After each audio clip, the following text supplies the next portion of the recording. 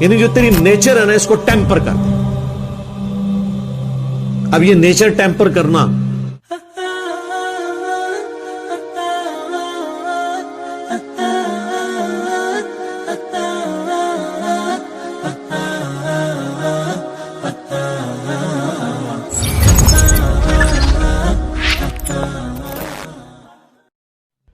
وَلَأُضِلَّنَّهُمْ اور میں ضرور انہیں گمراہ کروں گا.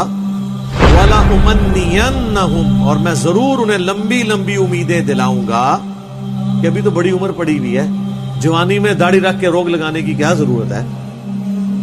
وَلَآمُرَنَّهُمْ اور میں انہیں حکم دوں گا اس بات کا. ظاہر ہے شیطان فزیکلی تو آگے حکم نہیں دے گا, کس نے ماننا ہے. یعنی وہ وسوسے دلا کے اور انسانوں کے ذریعے, اور انسان میں ان کے نمائندہ علماء سو ہیں من الجنت والناس, میں ان کو حکم دوں گا. وَلَآمُرَنَّهُمْ فَلَيُبَتِّكُنَّ آذَانَ الْأَنْعَامِ تو وہ ضرور بالضرور چیریں گے کان چوپایوں کے. یعنی یہ جو شریعت کی بگڑی بھی شکل چل رہی تھی نا عرب کے اندر, کہ وہ بتوں کے نام پر کان چیر کے نا جانوروں کے چھوڑ دیتے تھے کہ یہ فلاں بت کے نام کا جانور ہے, یہ اس کی خوشنودی کے لیے ہم جو ہے نا ذبح کریں گے.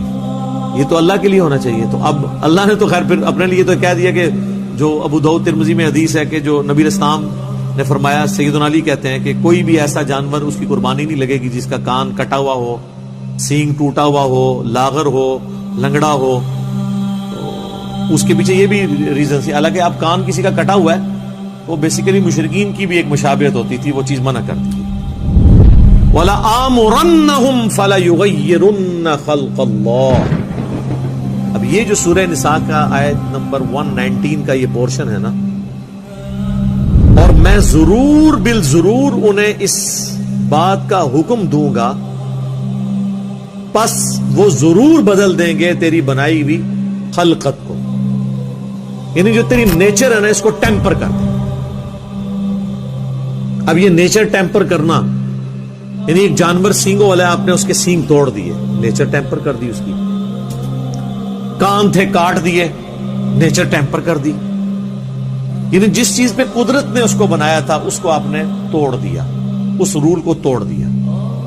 یہ تمام کام جن میں آپ نیچر کی مخالفت کرتے ہیں وہ چیزیں شیطانی اعمال ہیں. اب اس میں کئی ایک اعمال آتے ہیں. مثال کے طور پر صحیح مسلم میں حدیث ہے 10 چیزیں فطرت سے ہیں. ان میں ایک ہے داڑیاں بڑھانا. اب داڑھی مڑانا بھی فطرت کو بدلنا ہے, کیونکہ مرد کو اللہ نے داڑھی دی ہے اور عورت کو داڑھی نہیں دی. تو اب داڑھی کا مرد کے چہرے پر اگنا یہ اس کی فطرت ہے, نیچر ہے جس پہ اس نے اللہ نے اس کو پیدا کیا. ایٹ لیسٹ اتنی داڑھی رکھنا جسے عرف عام میں داڑھی کہا جائے, یعنی آپ سمجھ لیں آدھا انچ, جس سے چہرے کی کھال چھپ جائے. یہ مرد کے لیے فرض ہے. مٹھی رکھے سنت ہے, افضل ہے, لیکن کم از کم اتنی داڑھی رکھنا ضروری ہے تاکہ وہ مخالفت کرے اس چیز کی جو اللہ تبارک و تعالیٰ نے جس چیز کو شیطانی کام کہا ہے. کہ شیطان نے کہا تھا میں خلقت کے بگاڑنے کے اوپر ان کو لگا دوں. اس کو سپورٹیو حدیث ہے بخاری اور مسلم دونوں کی کہ نبی علیہ السلام نے ان مردوں پر لعنت فرمائی جو عورتوں کی مشابہت اختیار کریں, ان عورتوں پر جو مردوں کی مشابہت کریں ان پر بھی لعنت فرمائی. آپ کو کئی مرد نظر آئیں گے وہ اپنے کانوں میں بالیاں ڈال کے پھرتے ہیں.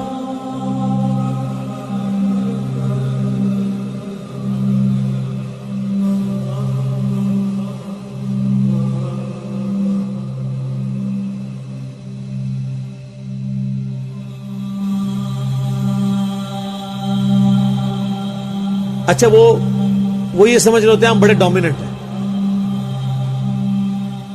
کوئی بھی سلجھا ہوا انسان ایسے بندے کو دیکھ کے کوئی امپریس تو نہیں ہوتا.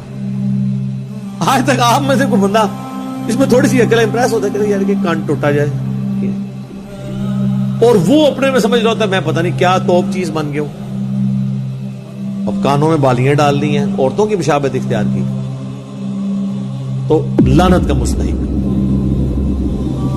اسی طریقے سے آپ دیکھیں کئی لوگ ہیں وہ ہاتھوں میں کڑے پہنتے ہیں.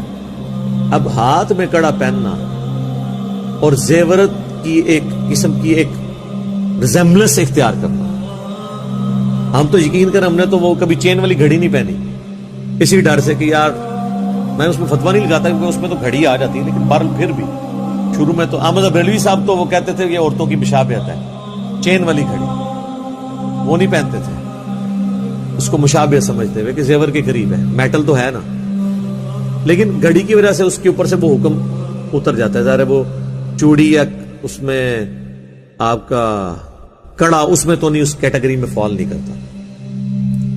اس طرح بعض مرد بال اتنے لمبے رکھ لیتے ہیں کہ وہ اس سے نیچے چلے جاتے ہیں, شولڈر تک ٹچ کریں گے سنت ہے, شولڈر کو کراس کریں گے وہ عورتوں کے ساتھ مشابہت آ جائے گی, وہ حرام ہے. اور عورت شولڈر کے نیچے رکھے گی, اس سے جیسے ہی اوپر کرے گی یا ٹچ کروانے تک اس حد تک رکھے گی وہ مردوں کی مشابہت ہوگی. تو یہ والی اسی طریقے سے کپڑے پہننے میں بھی ہے, جس طرح آج کل نعت خوانوں نے ایسے عجیب کپڑے پہنے ہوتے ہیں کہ یعنی جب تک آپ اس کی شکل نہ آپ کسی کے سامنے کریں, نچلا دھاڑا آپ دکھائیں تو وہ پتہ نہیں چلتا ہے یہ مرد ہے یا عورت ہے جس نے یہ کپڑے پہنے ہوئے.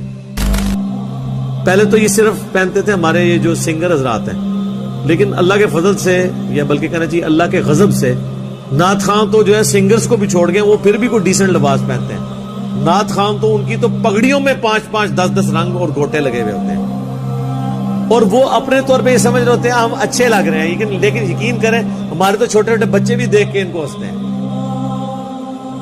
کہ یار یہ کس قسم کے کپڑے انہوں نے پہنے. تو یہ ساری مشابہت ایسی ہے جس میں انسان لعنت کا مستحق.